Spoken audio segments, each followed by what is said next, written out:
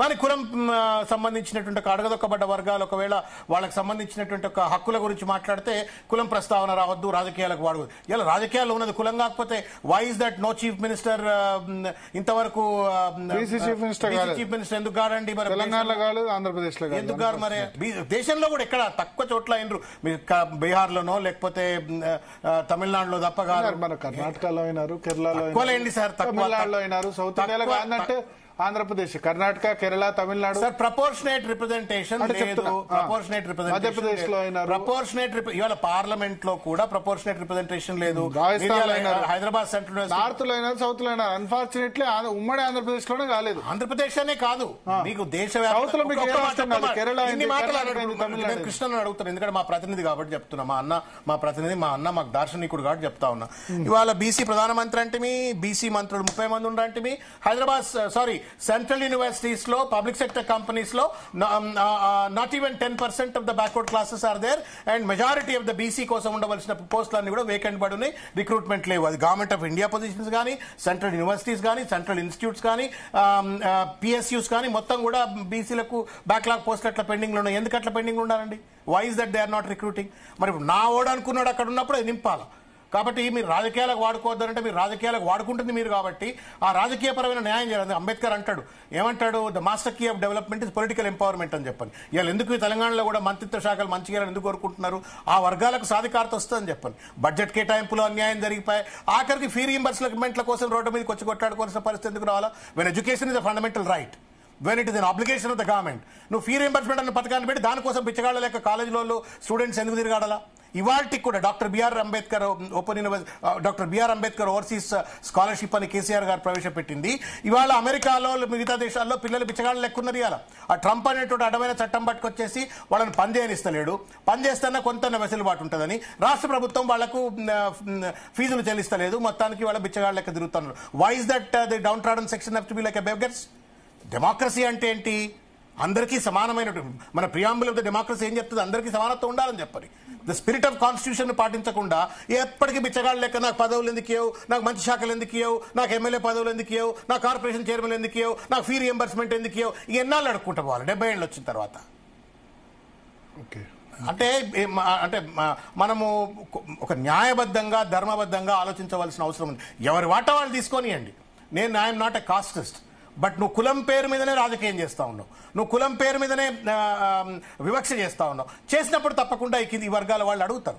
ఇంకొక మాట చెప్తా ఉన్నాను నేను, ఒక మాట మీరు చర్చ చేస్తున్నారు కాబట్టి చెప్తున్నా.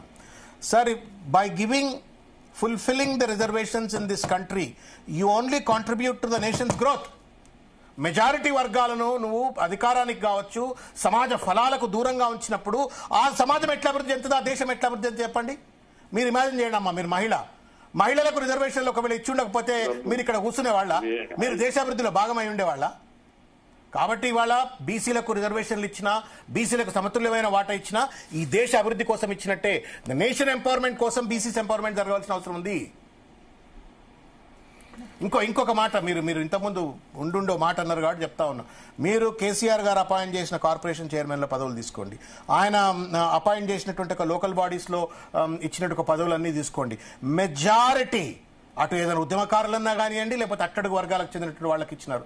ఆ స్పిరిట్ ఇవాళ కాంగ్రెస్ పార్టీలో కనబడతలేదు. Despite BC declaration, despite Udaipur declaration.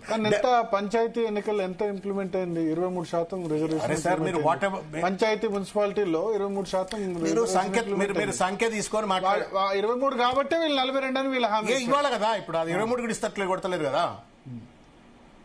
అంతకుముందు 33 ఇంప్లిమెంట్ అయింది, అది కాస్త 23కి వచ్చేసింది. మీరు సార్, నేనేమంటున్నా, ఓవరాల్ గా BC empowerment of under the KCR's rule చూసినట్టయితే హీ ట్రైడ్ హిస్ బెస్ట్.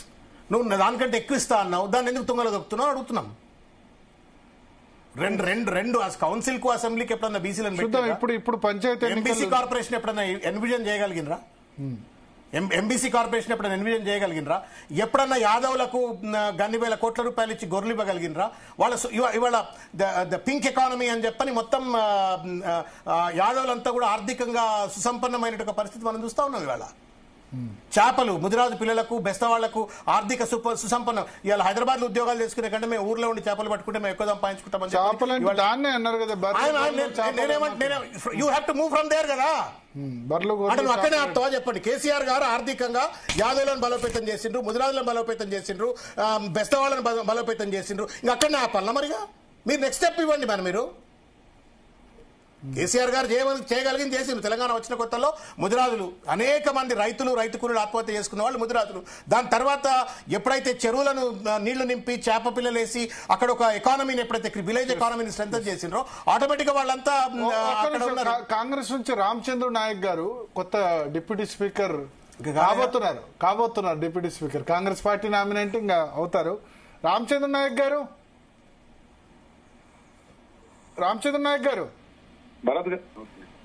ఒకటి నమస్కారం. ఎస్సీ ఎస్టీలకు మంత్రివర్గంలో రిప్రజెంటేషన్ ప్రాపర్ గానే ఉంది, కానీ బీసీలకే అన్యాయం జరిగింది. ఎందుకు లంబాడాలకు కూడా లేదు? ఆయన డిప్యూటీ స్పీకర్ పెట్టారు. మంత్రివర్గంలో లంబాడాలకు లేదని ఫైట్ చేస్తేనే డిప్యూటీ స్పీకర్. ఆయన మంత్రి కావాలని కోరుకున్న వాళ్ళం అందరం, ఆయన కాలేదు. బీసీలకు మాత్రం 20% వచ్చింది. శాఖలు కూడా సరిగ్గా లేవు అన్నది వాళ్ళ ఆవేదన.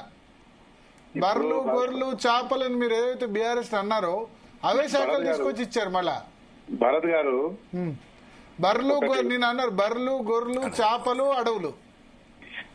ఒకటి ఇప్పుడు మొదటి కూర్పులో కూడా కేబినెట్ కూర్పులో కూడా అన్ని సామాజిక వర్గాల్ని మరి న్యాయం చేసే విధంగానే 2 బీసీలకు, అదేవిధంగా 2 దళితులకు, అదేవిధంగా మిగతా కులాలని సీనియర్ నాయకులను జిల్లాల వారీగా న్యాయం చేసే విధంగా చేయడం జరిగింది.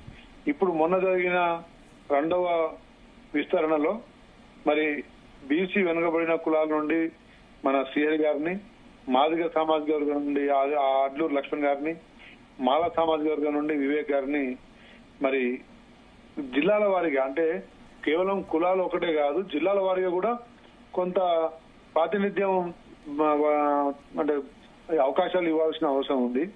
కాబట్టి అదేవిధంగా మీరు అన్నట్టు శాఖలు, ఇప్పుడు శాఖలు మిగిలిన శాఖలు ఏదైతే గతంలో ఇవ్వబడ్డాయో అవి కాకుండా మిగిలిన వాటిలో ఎవరు దేన్ని సమర్థంగా చేయగలుగుతారు, అదేవిధంగా వారి సామాజిక వర్గాలకు న్యాయం చేసే విధంగా శాఖలు ఇవ్వడం జరుగుతుంది తప్ప దాంట్లో మీరు ఎనిమల్ హస్బెండరీ అంటే హోమ్ మినిస్టర్ కంటే ఇంకా పొటెన్షియల్ శాఖ.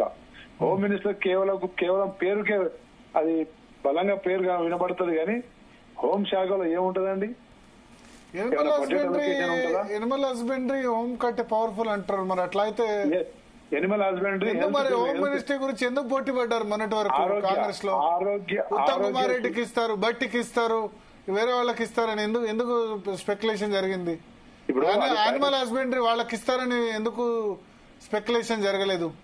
ఇప్పుడు బయట చర్చలకు వాస్తవాలకు కొంత వ్యత్యాసం ఉంటే తప్పకుండా. ఇప్పుడు మన శ్రీహరి గారు బీసీ సామాజిక వర్గానికి ప్రాతినిధ్యం వహించాలి, వాళ్ళ సామాజిక వర్గానికి అట్టడుగు వర్గాలని న్యాయం చేయాలంటే మరి అతను సపోజ్ సాంఘిక సంక్షేమం తీసుకున్నా అనుకుందాం, లేదంటే హోమ్ తీసుకున్నా అనుకుందాం, వాళ్ళ సామాజిక వర్గానికి వాళ్ళు ఏ విధంగా న్యాయం చేయగలుగుతారు? కాబట్టి ఎవరికి సంబంధించిన సబ్జెక్ట్ పర్ఫెక్షన్ కానీ అదేవిధంగా వారి సామాజిక వర్గాలకు వారు న్యాయం చేసే విధంగా ఉండాలనే ఉద్దేశంతో మా అధిష్టానం. అంతెందుకండి గత 10 సంవత్సరాల్లో ఒకే కుటుంబం 4 శాఖలు నిర్వహించింది. వాళ్ళు దాంట్లో రెడ్డిస్ 6, 4 వెల్మాస్, అంటే 50 మోర్ దెన్ 60% శాఖలు వారు ఒక రెండు సామాజిక వర్గాలే. ఈ రోజు 35% దళితులకు ఇచ్చినాం, 30% బీసీలకు ఇచ్చిర్రు, దాదాపు 20% సీతక్కతో కలిపితే నాకు డిప్యూటీ స్పీకర్ తో కలిపితే గిరిజనులో కూడా కొంత న్యాయం జరిగింది.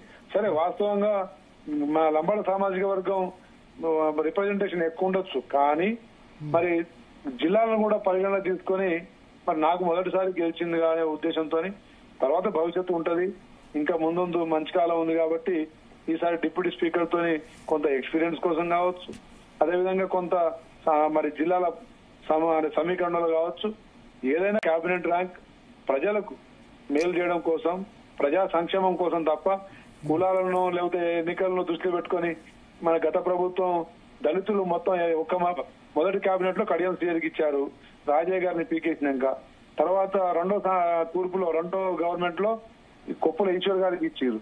మేము 5గురికి ఇచ్చినామంటే ఒకసారి ఆలోచించండి, ఎంత సామాజిక న్యాయం ఆలోచిస్తుంది కాంగ్రెస్ పార్టీ. మరి 2 గిరిజనులు గతంలో వాళ్ళు ఒక గిరిజనులకి ఇచ్చారు, సత్యవతి రాథోడ్ గారికి, అంతకుముందు చంద్రబాబు గారికి ఇచ్చారు. ఈ రోజు సీనియర్ కాబట్టి అనుభవం ఉంది కాబట్టి ప్రజల్లో కష్టపడుతుందని సీతక్క గారికి ఇచ్చారు. అదేవిధంగా మా సామాజిక వర్గాన్ని కూడా గుర్తింపు ఇచ్చారు. గుర్తింపు ఇవ్వలేదు అనేది